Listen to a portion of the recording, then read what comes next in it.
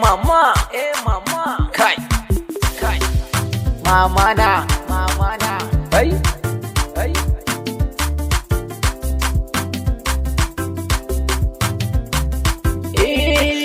wayo mama, wayo mama, rashin ki da zafi, mama, wayo mama, rashin ki da zafi, mama na.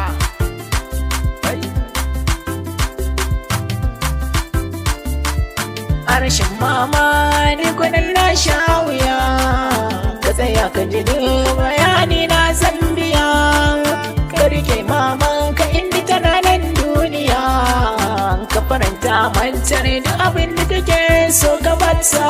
Mahaifiya jigon rayuwa ce, a rashin uwa tarbiyya ta kwace, mai son uwa ni na san ya dace, da na rasa uwa ta gara a ce ni na mace.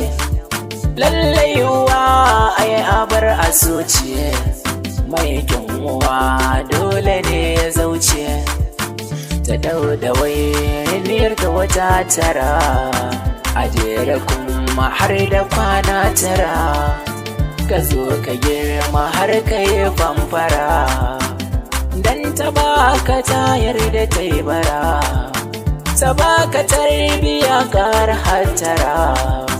Mahaifiya jigon ɗawainiya, ta kai ka asibiti in baka lafiya, mai maka komai ita ce mahaifiya.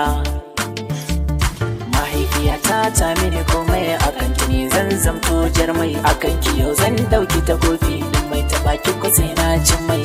Mahaifiya ta na dauko da mata baitin garkuwa, da annabin da aka aiko fiye na mai garkuwa, shi ne ke bani iko har ya bani dama na aikowa. Zana ne ga babban sako ga uwa ga wacce ta haifa, kar mu dinga da musu jarfa, abokai ne mu dan tattafa, mai uwa ka daunan cirbiya dan ka ringa godewa rabi.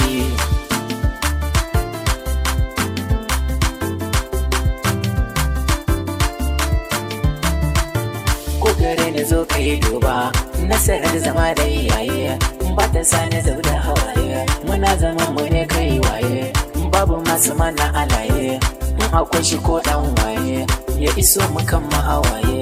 Mun daɗe da wayewa sai ku kara dubawa, sannan ku kara aunawa, na ce ku kara dubawa, kai sai ku dubawa.